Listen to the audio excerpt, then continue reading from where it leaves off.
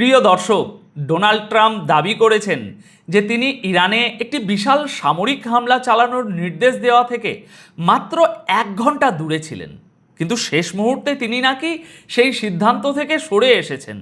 অন্যদিকে ইরানও চুপ করে বসে নেই, তারা সরাসরি আমেরিকাকে হুমকি দিয়ে বলেছে যে সাহস থাকলে হামলা করে দেখুন, আমরা আপনাদের এমন মার দেব যে আপনারা লেজ গুটিয়ে পালাতে এবং স্যারেন্ডার করতে বাধ্য হবেন। আর এসবের মাঝেই গত 48 ঘন্টায় সংযুক্ত আরব আমিরাতের একটি অত্যন্ত স্পর্শকাতর নিউক্লিয়ার প্ল্যান্টে ইরাকের দিক থেকে ধেয়ে আসা 6টি ড্রোন হামলার চেষ্টা চালানো হয়েছে। আজকের এই ভিডিওতে আমরা এই প্রতিটি খবরের পিছনের আসল জিওপলিটিক্যাল চালগুলো ডিকোড করব। আপনারা দেখছেন 20 মে 2026 সকালের একদম লেটেস্ট পরিস্থিতি। মধ্যপ্রাচ্যের এই মুহূর্তে যা অবস্থা, তাতে যে কোনো মুহূর্তে পুরো গেম চেঞ্জ হয়ে যেতে পারে। আমরা শুধু খবর পড়ব না, বরং একজন বাস্তববাদী বিশ্লেষকের জায়গা থেকে বোঝার চেষ্টা করব যে এই যে আমেরিকা আর ইরানের মধ্যে কথার লড়াই চলছে, এর পর্দার আড়ালের আসল কূটনীতিটা কি? কেন আমেরিকা বারবার হুমকি দিয়েও পিছিয়ে যাচ্ছে, আর ইরান কেনই বা এই মুহূর্তে এতটা কনফিডেন্ট? তাহলে চলুন মূল আলোচনায় ঢোকা যাক। দেখুন, গতকাল 19 মে সন্ধ্যার দিকে আসা একটা অত্যন্ত গুরুত্বপূর্ণ খবর দিয়ে শুরু করছি, যেখানে ইরান মূলত একটি বড়সড় যুদ্ধের প্রস্তুতি সম্পূর্ণ করার কথা সরাসরি ঘোষণা করে দিয়েছে। ইরানের সামরিক বাহিনীর মুখপাত্র ব্রিগেডিয়ার জেনারেল মোহাম্মদ আকরামানিয়া তেহরানে আয়োজিত একটি জনসভায় গতকাল সন্ধ্যায় অত্যন্ত কড়া ভাষায় বলেছেন যে শত্রুরা অর্থাৎ আমেরিকা যদি ইসরায়েলের পাতা ফাঁদে পা দিয়ে ইরানের বিরুদ্ধে নূতন করে কোনো বোকামি করার চেষ্টা করে, তবে ইরানের সেনাবাহিনী নূতন অস্ত্র এবং নূতন কৌশলের সাহায্যে সম্পূর্ণ নূতন ফ্রন্ট বা যুদ্ধক্ষেত্র খুলে দেবে। এখানে একটা জিনিস বুঝতে হবে দর্শক, এই নূতন ফ্রন্ট খোলার মানে কি?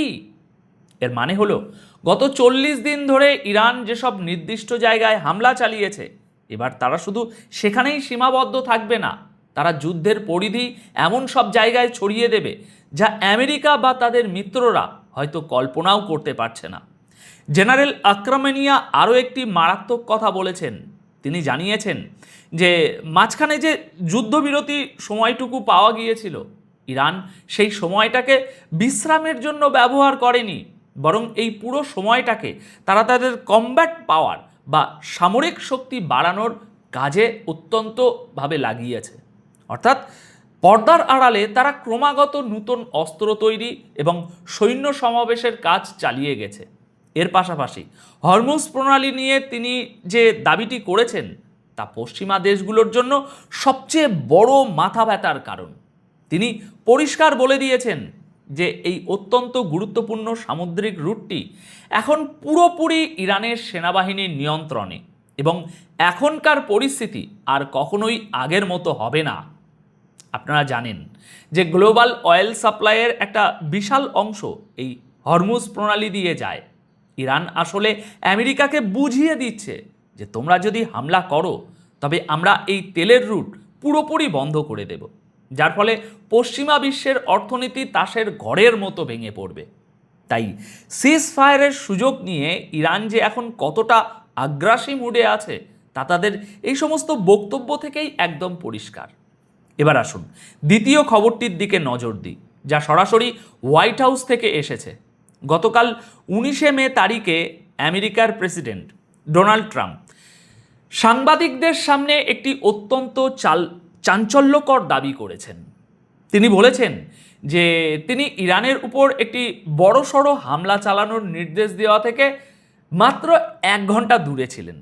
তার দাবি অনুযায়ী আমেরিকান যুদ্ধজাহাজ এবং মিসাইলগুলো পুরোপুরি লোডেড অবস্থায় ছিল এবং শুধু তার একটি নির্দেশের অপেক্ষায় ছিল, কিন্তু শেষ মুহূর্তে তিনি নাকি সেই সিদ্ধান্ত স্থগিত করে দিয়েছেন।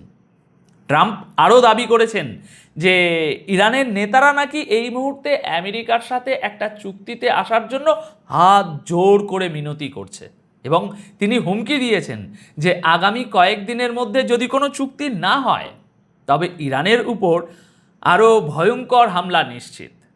দর্শক, একটু ঠান্ডা মাথায় লজিক দিয়ে চিন্তা করুন। ট্রাম্পের এই কথার মধ্যে একটা বিরাট বড় স্ববিরোধিতা বা কন্ট্রাডিকশন আছে। তিনি একদিকে বলছেন যে ইরান চুক্তির জন্য মিনতি করছে, আবার অন্যদিকে বলছেন যে চুক্তি না করলে তিনি হামলা করবেন। যে দেশ নিজে থেকে মিনতি করছে তাকে আবার নতুন করে হুমকি দেওয়ার কি দরকার? আসল ব্যাপারটা হলো, ট্রাম্প তার দেশের মানুষের কাছে নিজেকে একজন শক্তিশালী নেতা হিসাবে তুলে ধরতে চাইছেন, কিন্তু জিওপলিটিক্যাল বিশ্লেষকদের মতে এটা আসলে আমেরিকার একটা ফেস সেভিং এক্সিট বা মুখ বাঁচানোর কৌশল। আমেরিকা খুব ভালো করেই জানে যে ইরানের সাথে সরাসরি পূর্ণাঙ্গ একটা যুদ্ধে জড়ালে তাদের মধ্যপ্রাচ্যের সমস্ত সামরিক ঘাঁটি ছাই হয়ে যাবে। তাই তারা আরবদের মধ্যস্থতার একটা ভুয়া অজুহাত খাড়া করে মূলত নিজেদের পিঠ বাঁচাচ্ছে এবং মিডিয়ার সামনে ফাঁকা আওয়াজ দিচ্ছে। আমেরিকার এই ফাঁকা আওয়াজের জবাব ইরান কতটা কড়া ভাষায় দিয়েছে শুনবেন? তা বুঝতে হলে আমাদের আবারও গতকাল 19 মে সকালে আসা একটা খবরের দিকে তাকাতেই হচ্ছে। ইরানের নতুন supreme leader Ayatollah Syed Mostafa কামিনের একজন সিনিয়র অ্যাডভাইজার এবং ভালো করে শুনবেন, আইআরজিসির প্রাক্তন চিফ কমান্ডার মোহসিন রেজাই সরাসরি আমেরিকাকে স্যারেন্ডার করার হুমকি দিয়েছেন। তিনি সোশ্যাল মিডিয়া এক্সে অত্যন্ত পরিষ্কার ভাষায় লিখেছেন যে আমেরিকার প্রেসিডেন্ট ডোনাল্ড ট্রাম্প প্রথমে নিজেই হামলার ডেডলাইন ঠিক করেন আর তারপর নিজেই সেটা ক্যান্সেল করে দেন। মোহসিন রেজাই আমেরিকার এই আচরণকে ভীতু বলে চরম উপহাস করেছেন। তিনি বলেছেন যে ট্রাম্প হয়তো ভাবছেন তার এই ফাঁকা হুমকিতে ইরানের জনগণ এবং কর্মকর্তারা ভয় পেয়ে হাঁটু গেড়ে বসে পড়বে, কিন্তু তিনি আমেরিকাকে সতর্ক করে দিয়ে বলেছেন যে ইরানের শক্তিশালী সেনাবাহিনীর লোহার থাবা এবং তাদের সাহসী জনগণ শেষ পর্যন্ত আমেরিকানদের লেজ গুটিয়ে পালাতে এবং স্যারেন্ডার করতে বাধ্য করবে। দর্শক, এখানে লক্ষণীয় বিষয় হলো, ট্রাম্প সোমবারে যে হামলার পরিকল্পনা করেছিলেন, যা গতকাল মঙ্গলবারে হওয়ার কথা ছিল, সেটা তিনি বাতিল করার পিছনে কাতার, সৌদি আরব এবং ইউএইর নেতাদের মিনতির কথা উল্লেখ করেছিলেন। কিন্তু ইরান এই পুরো বিষয়টাকে আমেরিকার একটা নাটক হিসাবেই দেখছে। আমেরিকা শর্ত জুড়েছে যে চুক্তিতে ইরানের কাছে কোনো পারমাণবিক অস্ত্র না থাকার বিষয়টি নিশ্চিত করতে হবে, কিন্তু ইরানের এই কঠোর অবস্থান থেকে এটা একদম জলের মতো পরিষ্কার যে তারা আমেরিকার কোনো শর্তই মানতে রাজি নয়। তারা জানে যে আমেরিকা এখন ব্ল্যাকমেল করার চেষ্টা করছে, কিন্তু বাস্তবে আমেরিকার সেই ক্ষমতা বা সাহস কোনোটাই নেই যে তারা ইরানের মতো একটি বিশাল এবং সামরিকভাবে প্রস্তুত দেশের মাটিতে সরাসরি সৈন্য নামাবে বা আবার একটা যুদ্ধ শুরু করবে। এখন সবশেষে যে খবরটি গ্লোবাল পাওয়ার পলিটিক্সে একটি নতুন মাত্রা যোগ করেছে, সেটি হলো সংযুক্ত আরব আমিরাতের ডিফেন্স মিনিস্ট্রির একটি বড় বয়ান। গতকাল 19 মে সন্ধ্যায় আসা রিপোর্ট অনুযায়ী ইউএইর এয়ার ডিফেন্স সিস্টেম গত 48 ঘন্টার মধ্যে মোট 6টি ড্রোন আকাশেই ধ্বংস করেছে।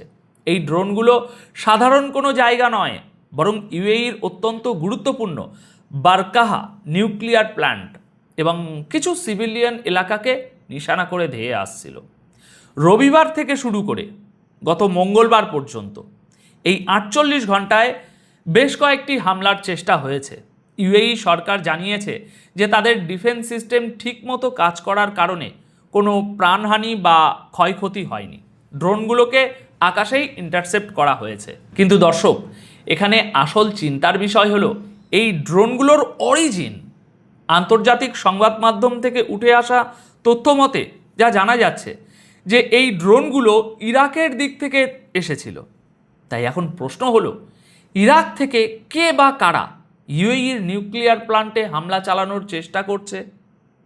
এই ঘটনাটি পরিষ্কার ইঙ্গিত দিচ্ছে যে যুদ্ধ এখন আর শুধু একটি নির্দিষ্ট ভৌগোলিক সীমানার মধ্যে আটকে নেই। ট্রাম্পের পলিসি এবং গালফ অঞ্চলে যে চরম উত্তেজনা চলছে, তার ফলে গোটা মধ্যপ্রাচ্য জুড়ে এখন হাই অ্যালার্ট চলছে। দর্শক, আজকের এই পুরো বিশ্লেষণ থেকে আমরা একটা জিনিস খুব পরিষ্কারভাবে বুঝতে পারছি যে মধ্যপ্রাচ্যের এই দাবার বোর্ডে কেউ কাউকে 1 ইঞ্চিও ছাড় দিতে রাজি নয়। আমেরিকা চাইছে মিডিয়ার মাধ্যমে হুমকি ধমকি দিয়ে একটা সাইকোলজিক্যাল প্রেশার তৈরি করে ইরানকে তাদের শর্ত মানতে বাধ্য করতে। অন্যদিকে ইরান আমেরিকার এই দুর্বলতাটা ধরে ফেলেছে এবং তারা কোনোভাবেই পশ্চিমা চাপের কাছে মাথা নত করছে না, বরং তারা পাল্টা নূতন করে যুদ্ধের প্রস্তুতি নিয়ে রেখেছে। এখন আপনাদের কি মনে হয়, আমেরিকার এই 1 ঘন্টা দূরে ছিলাম টাইপের বক্তব্যগুলো কি শুধুই তাদের দুর্বলতা ঢাকার চেষ্টা, নাকি সত্যিই তারা বড় কোনো হামলার প্রস্তুতি নিচ্ছে? কমেন্ট বক্সে অবশ্যই আপনাদের মতামত শেয়ার করবেন। আপাতত আমি অনুপ বিশ্বাস এখানেই বিদায় নিচ্ছি। খুব শীঘ্রই দেখা হবে নতুন কোনো জিওপলিটিক্যাল বিশ্লেষণের সাথে। সবাই খুব ভালো থাকবেন, সুস্থ থাকবেন। ধন্যবাদ আপনাদের সকলকে।